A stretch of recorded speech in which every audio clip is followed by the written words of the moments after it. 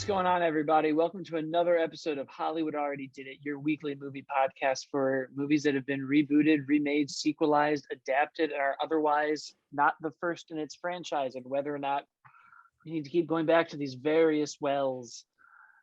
As always, I am your host, Blake Schultz, and with me is Terrence Tatum. Hello, everyone. And this week, another long-awaited movie is finally out. Ghostbusters Afterlife is here, a Paul Rudd vehicle, the fourth movie in the franchise, but the third in this continuity after, 15 years of updates of if they're shooting, what they're shooting, who likes the script, who doesn't. Now it's a video game. Now it's coming out. Now it's delayed. Now it's delayed again. It's finally here in theaters. A lovely tale of the legacy of one of the Ghostbusters. Obviously, we're following Harold Ramis's family from the films that we didn't know about, but seemingly he had during the first movie, based on things that we'll talk about later that I thought I saw, but maybe I'm overthinking it. Following her, this nice little girl is trying desperately to fit in, but can't, but doesn't seem to care and is into science and accidentally stumbles upon the ghost of her grandfather and goes on a what I thought was a delightful little adventure of mystery and fun. And let's get into it. Terrence, You're a much, much bigger Ghostbusters person than I am, though I do love the franchise and love this movie dearly. So what did you think? Yeah, I'm a huge Ghostbusters fan. If anyone's watching the video of this, my shirt and the little figures, the figures behind me, those are all new Ghostbusters toys. This is the new stuff. Yeah, that's people. Lucky, Trevor. New fan, fake fan. You're not a real fan. I want some original dusty old real Ghostbuster toys back there. Exactly. Yeah, the 80s. I mean, I didn't see the original in theaters, but I had an older brother, so like around the time that I was 6 or 7, I got my first taste of the original Ghostbusters and fell in love. And I saw that second one in theaters so many times. So I've been looking forward to this. This has been that film that we've been kept hearing about for about 20 plus years, that, there's a Ghostbusters 3 script. There's an Underworld back-to-back film script that Dan Aykroyd wrote, and it's ready to go and everything's happening. But Bill Murray is holding it all up. And that's sort of where our fandom has been stuck for years and years and years. And then so this finally comes around and it's kind of like that release. They're like, there it is. There's that sweet release going back to this world. And I enjoyed it. I could not stop smiling from ear to ear from start to finish of this film. McKenna Grace is a delight. Phoebe is pitch perfect. She's the movie. She's the heart of this movie. And whether or not you get nostalgia and it beats from other characters, she is fantastic to watch. And I could just watch her do this character all day because it's fantastic. The deadpan, the jokes, she is annihilating this film. And I know Jason Reitman has always said that his entryway into even making this film was just like a girl in a cornfield with a proton pack. And that shot of the girl in the proton pack is pretty damn powerful and amazing. I can see how you got your script from this. Also acts as a love letter to Harold Ramis, which is beautiful and kind of tear-jerking and brings everything all together in a nice little bow that in ways that I didn't think that I was going to get. I thoroughly enjoyed this film. It does a lot of like The Force Awakens and like the Halloween, where a lot of the jokes and setups and story beats come from the original. But I don't have a problem with that for the first film in what could be or what might not. We'll talk about future in a little bit. I don't have a problem with that because it's been so long removed since we've gone to this world. There's a lot of people who have no idea about this franchise. So I think using that as a vehicle to kind of come back in is perfectly fine. I don't think if we go back to this, I think if we go back to this world again, I would hope that we do get a little bit more original. But for this one take, I'm fine and I'm willing to kind of like sacrifice that a little bit to reinvent this world because it's been a long time coming and it feels good to be back.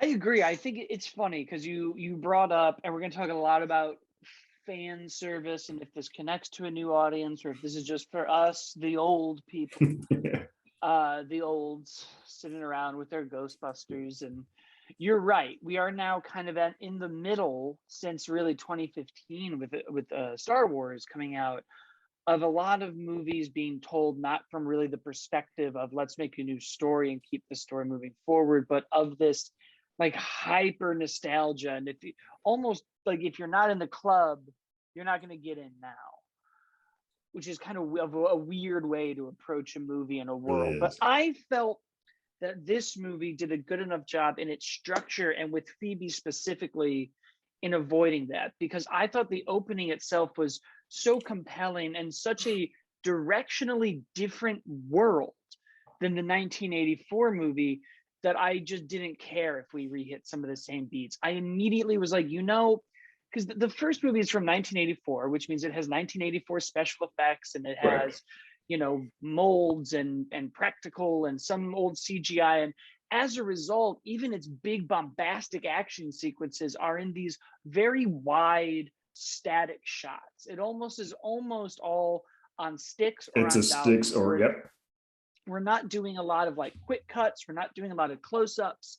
We're not doing a lot of like shocking things. And a lot of the horror comes from almost the comedic beats and these more body horror, how things look, how it reacts. The And reaction in to it, yep. this movie, we so quickly get this race through this cornfield that we've never seen. Gorgeous. And these weird up close shots of just feet and hands and faces hidden in shadows, all because we of course don't have Harold Ramis. But it works. It's a cheat code, but it works. Yeah. And it adds a sense of mystery, I think, if you're not in on the game. Correct. If you're new to the world, you're instead watching and going, well, who is this shadowy figure and what is he running from and why is it so terrifying? And that death moment in the chair, I also was like, oh, we've never really done anything that intense in these movies. We're now able, from I think both just the nature of film's evolution and the technology that we have, we're doing like Blumhouse cuts now, and we're getting up close action and the cornfield beating around. These other two movies, really all three of them, have always had this city setting, and removing them from that, I think, forces you to do some tricks that you didn't really have before. Yeah, you get more like it's a haunted house too, so you get more into the house having echoes and dark spaces and dark corners that you can't quite see into, and something can jump out of it. Like it provides itself to being more horror than like the typical New York City stuff. I also agree that like the action beats in this, because just at the time of those first two movies, they really didn't have action beats. It literally was just at the end of the film, they would have their versus this, and it's just the four of them or five of them standing and shooting at something. And that was the battle finale. This, you have multiple actions. That car chase sequence through the is phenomenal to watch. It's something that like I, as a Ghostbusters fan, having Ecto One and all these toys when I was a kid, used to play that and think that in my head, but never had a film or live action version of it that like, that is what I've been talking about in my brain this entire time. And now I got to actually see it. Which is very reminiscent, I feel like, of how people also played with and interpreted like Star Wars toys. And when people went back to even Empire, a lot of those action scenes were very slow and loose. And the Obi-Wan Darth Vader fight in A New Hope is a very good example of just like, well, this is what we could do.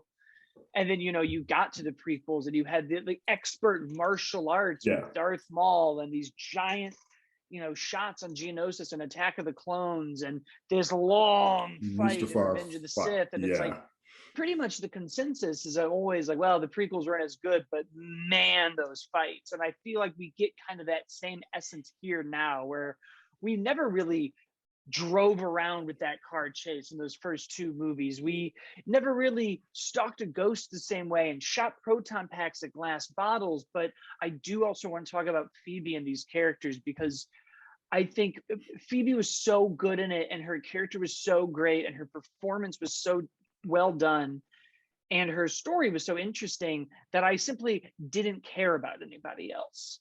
I like every time we went to, do Stranger Things light in the diner, I was just like, I don't care. I want to get back to Phoebe. I don't need to watch this 15-year-old try to hit on this girl and get picked on. Like we like time warp to the 80s, and I'm like, this is the weirdest, not It was a weird literally, of thing because course, like but this they're saying the city exists, but that was like a sock hop type of diner that they were at. And I was like, I don't know what we're doing here. And that's cool. I'm glad that Finn is here. I don't care. Go back to Phoebe, please. yeah, it wasn't until we really got him behind the wheel and we brought the team together that I was like, oh, this is great. You've got Podcast controlling the remote control car, and he's the driver and she's the gunner, and this is great It coordination. wasn't And until he had a purpose that we were like, that's why he's here. He's the mechanic. He's the Winston of this. Like he's fixing car. Yeah. And I kind of wanted to get there sooner. I was like, I felt like that was maybe a little more undercooked than Phoebe's story, but it was still really good. And I think his catharsis also was well earned. I also liked having somebody old enough to have known about the ghost stories in Manhattan. Because I think one of the interesting things when we talk about like, well, why are they so young? Well, one, that's sweet, sweet money. We got to keep making these. You're going to keep doing these. But two, it makes sense when you're sort of rebuilding a world to pick people young enough that might not remember it. And also kind of you have to build out this like, well, the ghost sightings went down and right. like we're not really active. Correct. You want to make it seem that there's been enough space where these things, they are now a myth. They are like that ancient like Sasquatch. And there are people in between them, like her mom is aware of who her dad was. She's like, I'm not telling the story to my kids because I don't want them to have any type of legacy to her. I love the Carrie Coon stuff, by the way. The mom relationship and her finding and going to the basement and seeing the photos and like that I was like, oh, that's the gorgeous. Homer Simpson moment. Don't forget you're doing it for her. The Maggie Makes 3 scene. Yeah. I thought I was like, man, we're just doing the Simpsons now. They are. I'm not mad about it. It's a great episode, but we're just going for it. They're just going for it. I'm glad we got there because I was getting a little like worn out on all of her scenes, just being like, I hate science and I hate my family. And I was like, we got it. You're now on a date with Paul Rudd who doesn't age. So why don't we just enjoy that? Just enjoy this vampire man you're with. Yeah, I was sitting there too. I was like, okay, she's got one more time to do this I hate thing before I am done with this. I knew it had to lead somewhere. Like there has to be, they're hitting this so hard that it has to come out on the other side of this. But Jesus, I think we had like 3 different sequences where she's like, I hate my father. He's trash. I hate him. I hate him. And it got to be a lot. Right. And there was never, outside of the like abandonment, there really wasn't a reason. But that's also why it was interesting when we get to the Maggie Makes 3 photo board. And there's like a date of like her in 1980, whenever. And a part of me, was she around when Manhattan was happening then? She's at the age where she could have been. I was like, it's very interesting to add that in the back. Of like, well, and he had this family that we never had a kid. Yeah. Which almost is like, oh yeah, that's maybe rude. That's kind of an asshole thing to do. But they did a good enough job with Phoebe and having moments with her in Podcast of being like, well, I communicate differently and I feel things differently and I say, oh, but inside I'm vomiting about Paul Rudd and my mom doing the no pants dance. Yeah, I don't want any of that.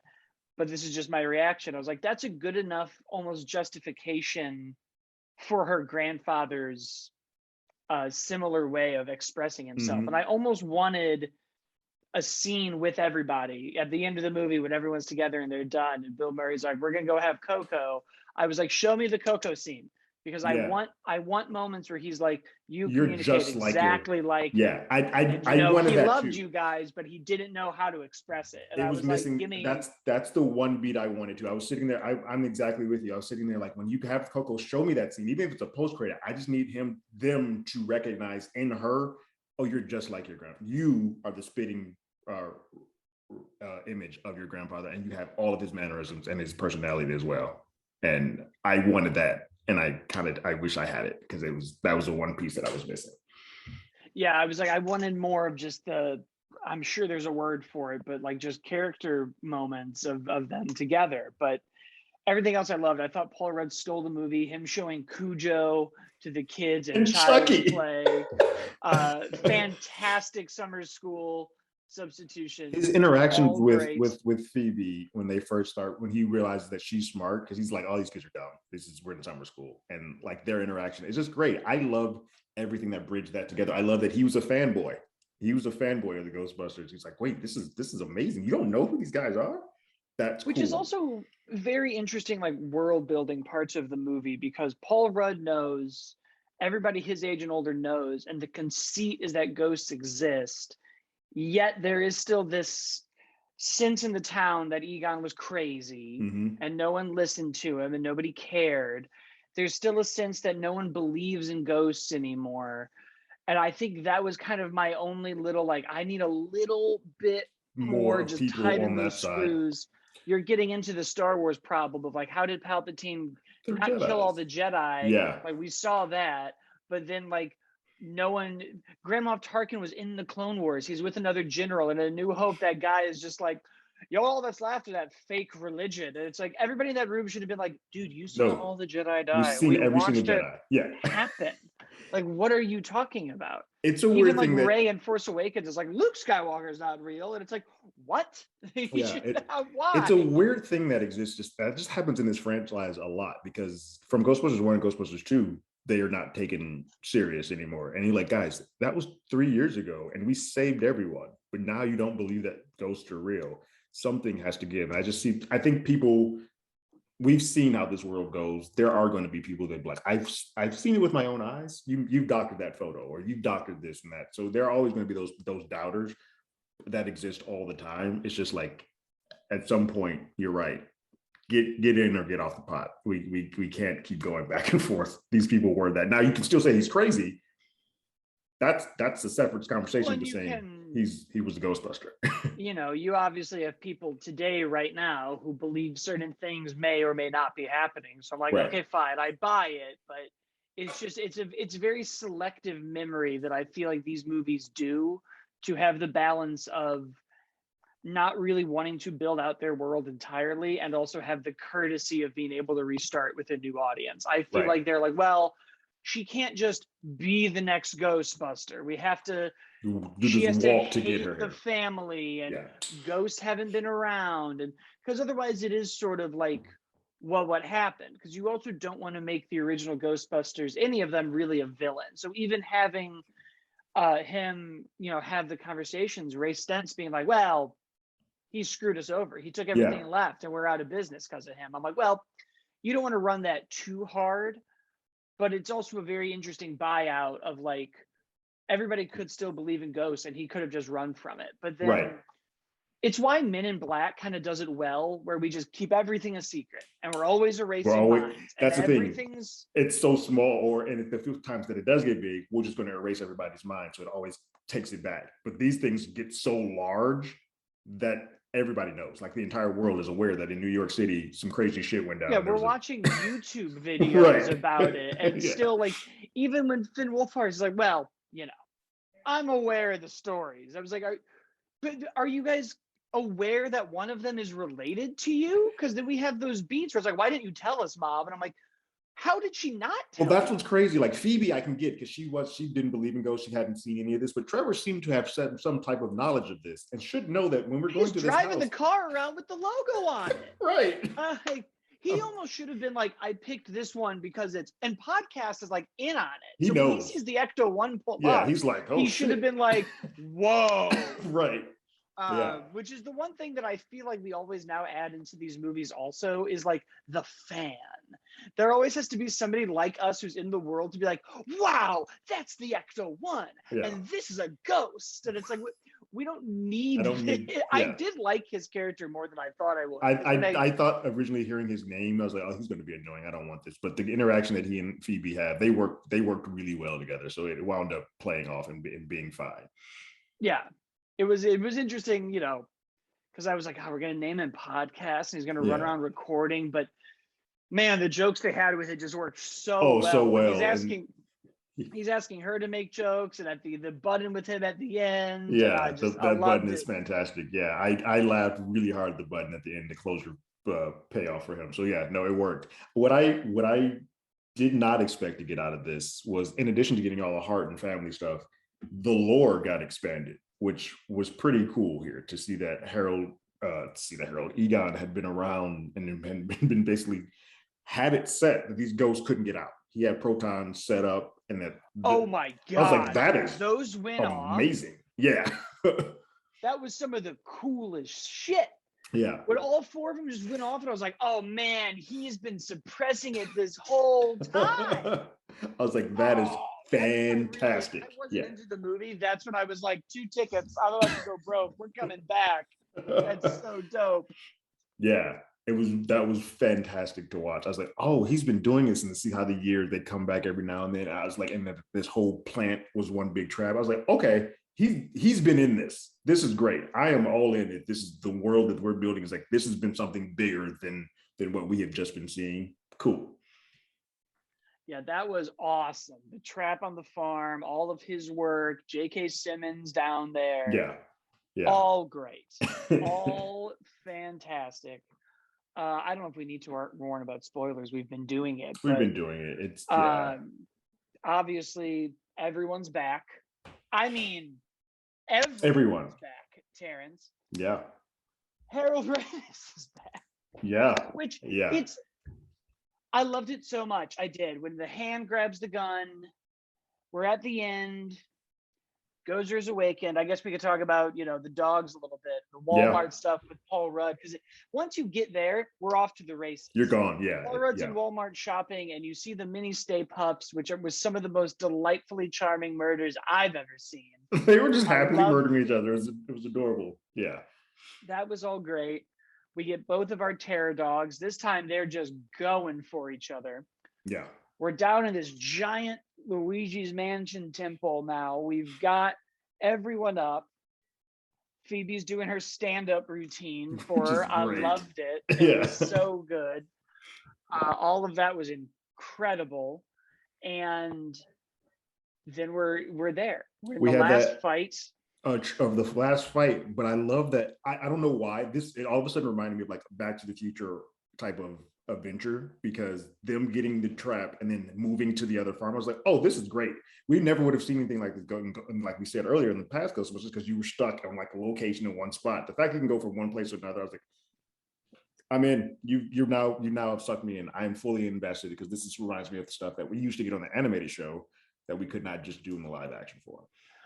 Which is also funny, because like we did, there's no giant Stay Puffs, there's no giant anything. But I thought, well, it's probably good, because we can't fight it the same way in the country. Like, what are they going to do? We're not going to do another snow speeder thing. So it's like, okay, it makes sense. Get them all on the ground. This is it. We're really going to go for it. Last fight. And then they show up after a very nice conversation in prison with Ray. Yeah. Which I enjoy, but I was like, man, this cop's just letting her talk to this guy. Have a full-on convo for a while. Yeah. I liked that. The prison stuff was also great. That was all very fun. And we're there. They show up. I kind of wanted them to show up sooner. I did too. I wanted them in the movie a little bit earlier. And I get that this story is more so about Phoebe and her mom sort of coming to grips with their legacy.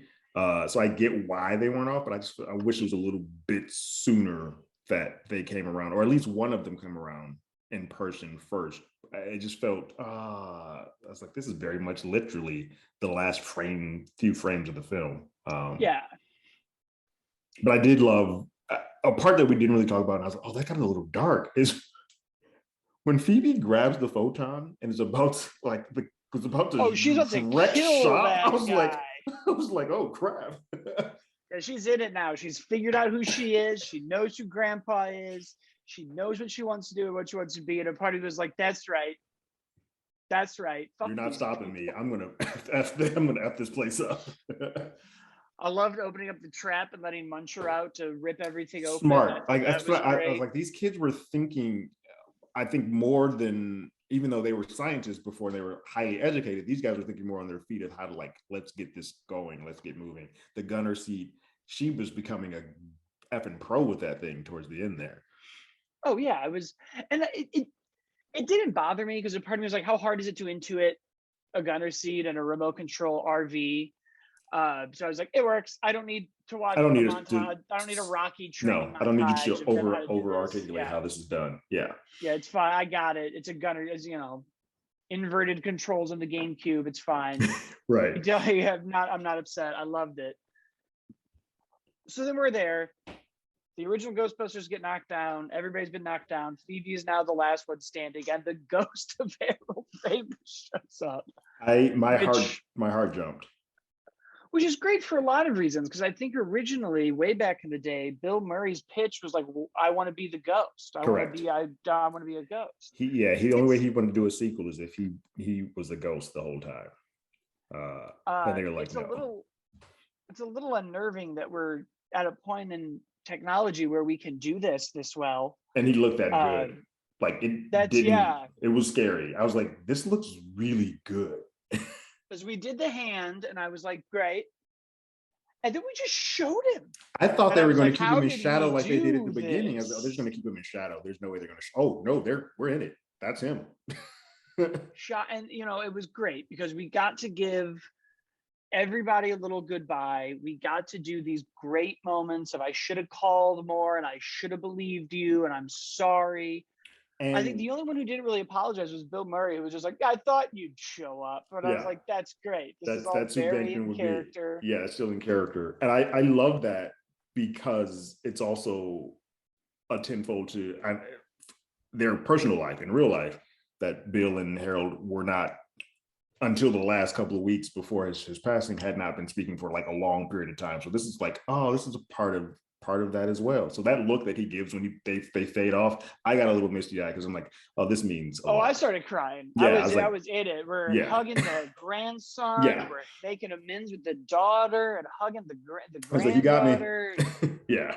Oh man, he never speaks. It's all in his eyes and his face, and you're just, oh my God. His little like nods, but it's like, would you almost could read it as it'd be like, you should have, but it's also him just kind of like, yeah, it's fine. It's okay. Like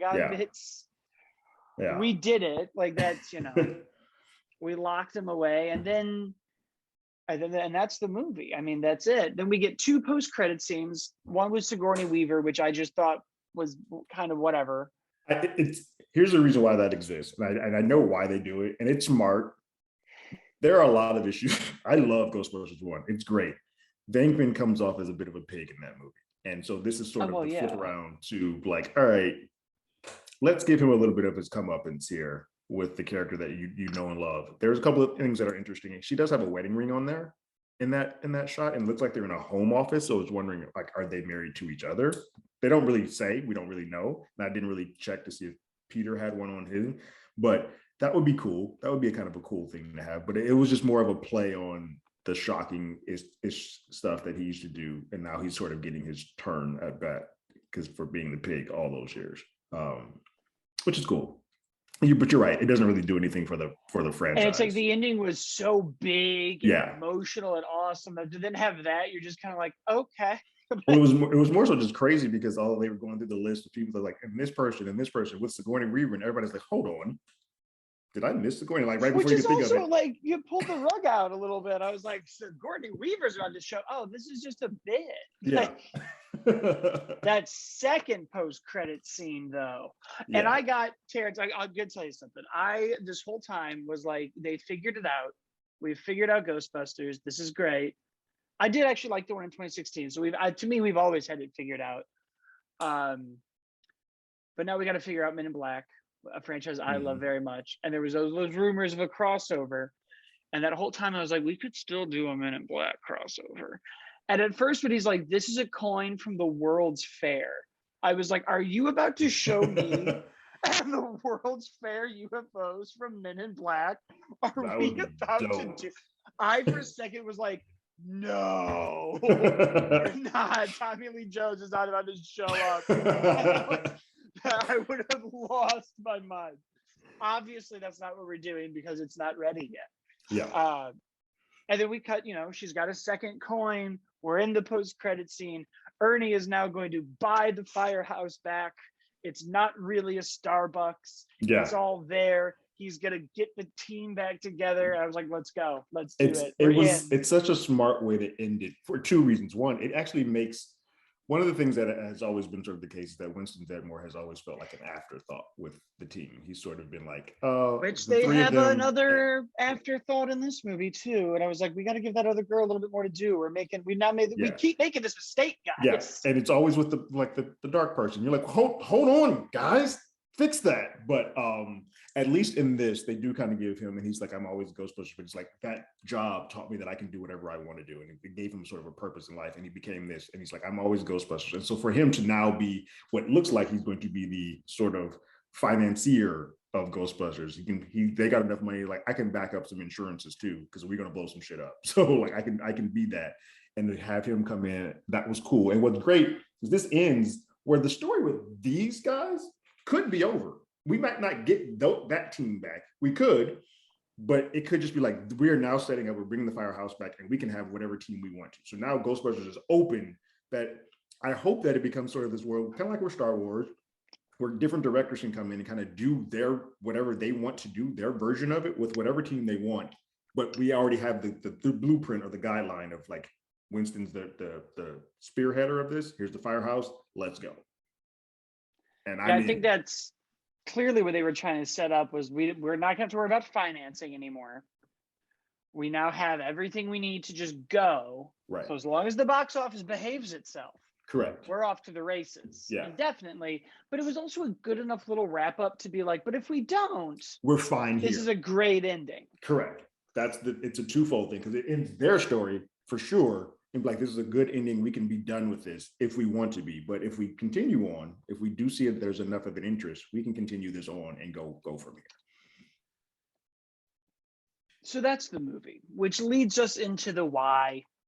I love the why because the why is always the money, but the why is always more interesting than the money. So I guess the first thing to really talk about is like, we obviously both really liked this movie. Why does it succeed so well? And for me, one of the things that I think both Ghostbusters and Men in Black, which is really just Ghostbusters with aliens, correct, they're both great. I love them which both. Is why we should have a cross. Is that they take the science of their world seriously. Mm-hmm. The joke is never like ghosts. Right. All the comedy comes from the characters in these situations and everything else. And I think something this movie does do very well is take that science and family and friendship seriously. We're never punching down on anybody or making fun of anybody or like laughing at them. We're down with his spores and we're looking at all of his plans and maps and his settings, and we're never making fun of that stuff. No. It's the same thing that Beetlejuice does very well about. We never really make fun of the business of the afterlife. That's just the setting of the That's movie. A given, right? And I think that's kind of one of the issues that people have with the 2016 one is like everything was a joke and there really wasn't a serious thing to hold on to. But it's also very dry, like those first two movies were. It's a very well timed. That's for me where I was like, oh yeah, this is like a Ghostbusters. This is the brand of this movie. It feels more than the DNA of where the Ghostbusters, the first two were. And I agree. I think that Ladies Ghostbusters, you like it more than I do. I just think the comedy was its main focus, and it be damned of having heart or kind of any type of let's take this serious. And sometimes the comedy was like 4 different versions of that comedy, and that's why it didn't quite mesh. But I think this feels more in line with the DNA of those first two. This feels like it's directly kind of all together, even though genre-wise, I feel like where those are more like supernatural comedies, this almost, it's a supernatural comedy, but it leans more into being an adventure film, than it does. It has a lot of Amblin. It does. It has a lot of. Now you'd also say Stranger Things, but I think that's the curse of that show. Which is a very Amblin-esque show. Right. But it has a lot of those adventure beats, get the team together, learn about what's going on, figure out what everybody's good at. Everybody has a role to play. Nobody really feels ancillary. It felt very 80s, even with like these teenagers picking on him in the diner. And I know that's probably the cheat code of that nostalgia is like, well, you just slap it in this diner and it's going to feel like it's that Right. time. But Yeah. and having this, kind of town in the sticks, I think also very naturally makes it like, oh, It feels everyone's a little old-timey. bit behind here. Right. Yeah. No one's really pulling out iPhones or anything. Yeah. But I think that's where it does well, and that's what's interesting. We brought up The Force Awakens, and a lot of other people have brought up, we've been doing this. We're about to do it with Spider-Man. We did it with The Force Awakens. We've done it with everything post then. These things that keep coming back, and the nostalgia and fan service factor of it. And I think one thing that's interesting is, Spider-Man's a very good example of like, we're about to get like the most nostalgia fan servicey Spider-Man movie ever. Yes. But the reason that it doesn't work as well there, and people obviously love Toby and love Otto Octavius, love all these things. I do too. But these movies never went away. Yeah. We got one every 2 years, and then a reboot, and then every 2 years, and then he was in the MCU, and then every 2 years. Always been there. Animated. This brand has never died. Star Wars, we'll never be as excited for Star Wars as we were for the Phantom Menace, because we used to let franchises end. Like, not anymore. Like Return of the Jedi happened. You had the Power of the Force 2 toy line for a little bit after that, or Power of the Force 1, but it doesn't matter. One of the toy lines, then it was done, and Star Wars was gone. Yeah. Until the Power of the Force 2 line in the 90s. That's what it was. And we re-released them, and we got this movie out of it. It is the same way I think people feel now with Ghostbusters, where it's been gone long enough that it does feel nostalgic. And I don't think we really let anything rest that long anymore. And I don't even know what else is left, because we've now mined all the horror franchises, all the sci-fi franchises. So the like what I've been calling like weaponized marketing of nostalgia, where we are just like, remember the brand of the music and the toys? It's back.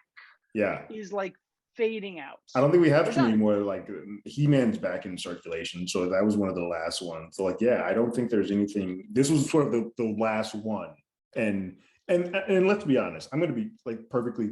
The main reason this one has gone away is because of Bill Murray. Like Bill Murray was holding the rights. They all had like 25% say of where they could continue on, and he was holding out. So they couldn't do that until he gave his blessing and his okay.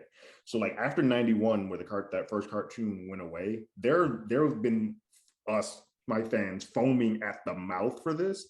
And we would just kind of like, anytime we would get something, like that game exploded, because it was like, this is technically going to be Ghostbusters 3, because we're never going to get to do it. We're like, all the voice actors are back. Like, well, how the hell did they get everybody back? All right, I guess that's what we're going to drive to. And then we sort of always have to find that little crumb that we can get a taste of this again.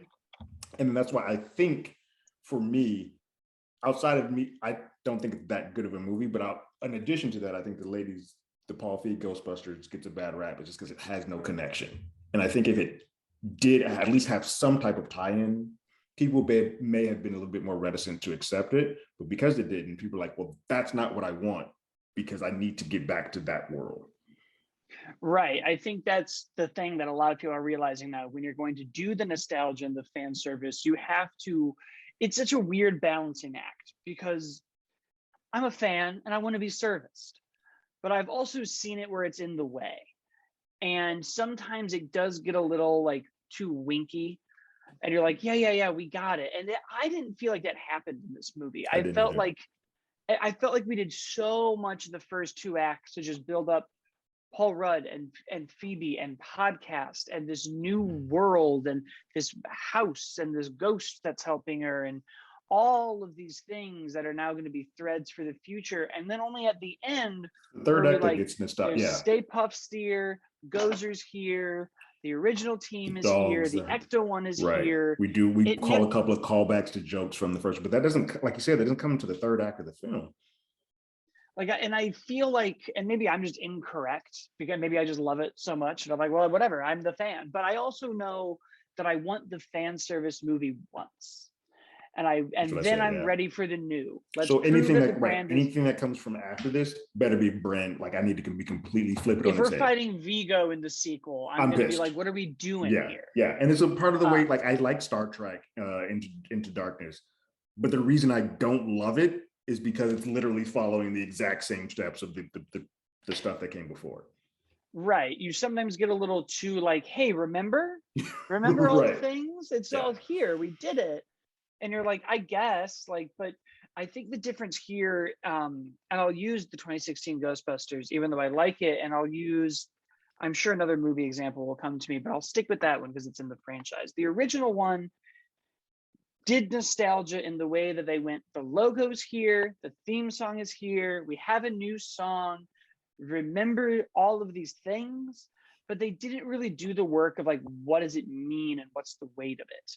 And I feel like this movie was like, hey, it's all here and it means something. Right. We're not just showing you the car, we're not just showing you the logo, we're not not just putting updating the together four song. people, Right. right?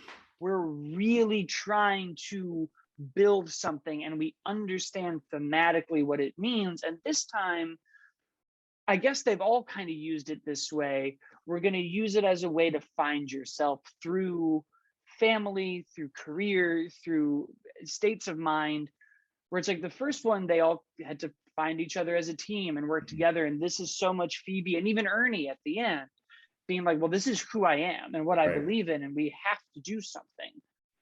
And I think that that's like the deeper connection. I think it's something that The Force Awakens like balanced on, where it was kind of just like, well, Luke's lightsaber is here and we want it to be the Excalibur. Yeah. Why?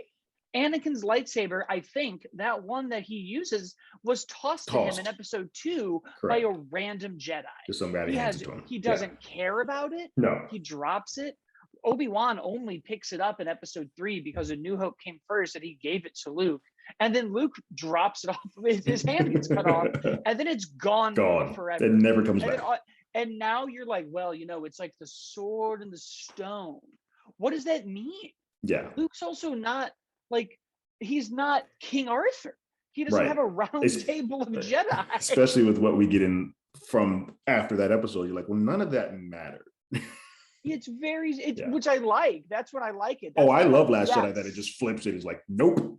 I'm like, who cares? Like it's very odd. And I think we kind of got away from that. We sort of figured it out, but there was a while where even like the Amazing Spider-Man reboot had to have a lot of like, remember when we did this in Spider-Man? Wasn't that fun?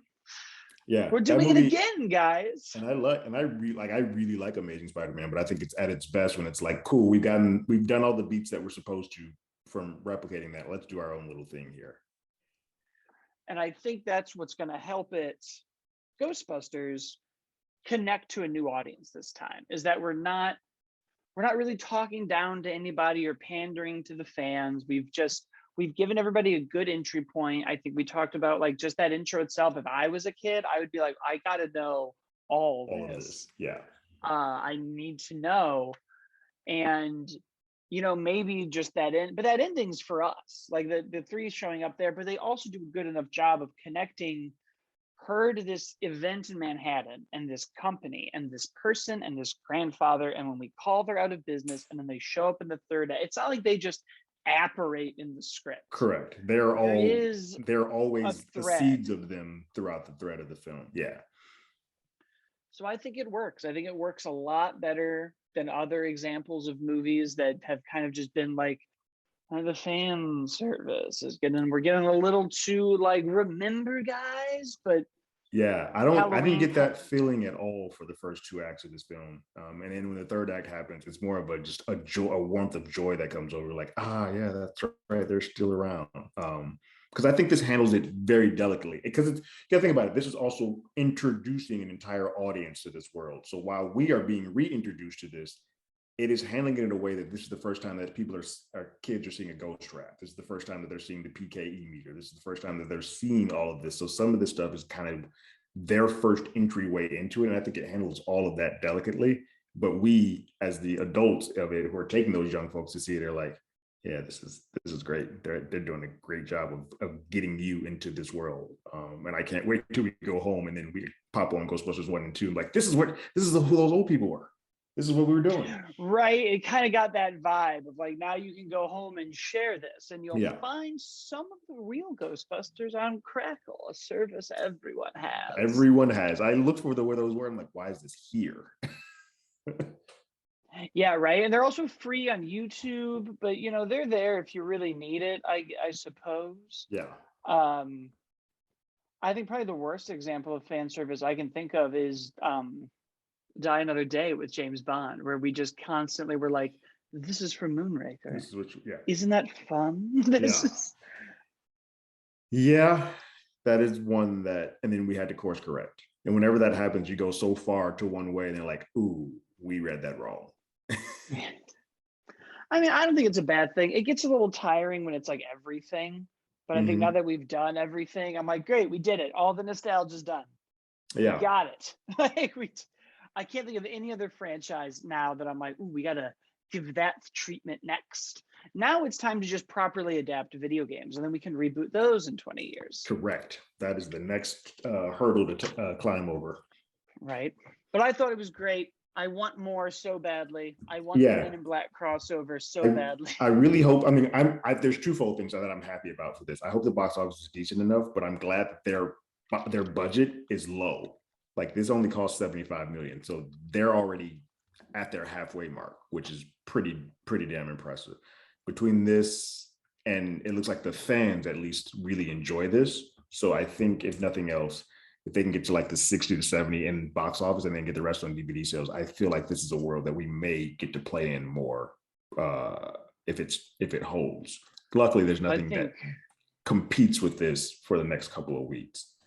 You know, it's weird you say that because technically Resident Evil's next week, and I feel like that should compete with it. Bizarre. Sony, and there wasn't even a trailer for this movie attached to Ghostbusters. That's what I was like. Do they not even care about Resident Evil? Like, let's throw that out there. We don't. Nope. I guess not. Yeah. I thought it was all great. So that's our show, guys. Thank you for listening. Thank you for sticking around. You can, of course, leave us a review on our podcast app and let us know some examples of fan service that you don't like in the YouTube comments, because now I'm curious. Now I'm sitting here and I'm like, maybe it's not as bad as the media is hyping it up to be. It is sometimes very annoying, but I'm like, I can't think of too many times where it's taken me out of the movie. Yeah. But maybe I'm just a fan. Maybe that's the problem. I want the service. And you can, of course, subscribe to that YouTube channel where we have all of our other trailer reactions that Terrence does in movie reviews, and stay on the podcast for the next Marvel pair-up, which will be Hawkeye and Christmas movies, and another season of You Can't Do That Anymore soon about movies that maybe you can't make in today's world. And I do another podcast called How Do You Figure about toy collecting. We will see you all next week, probably.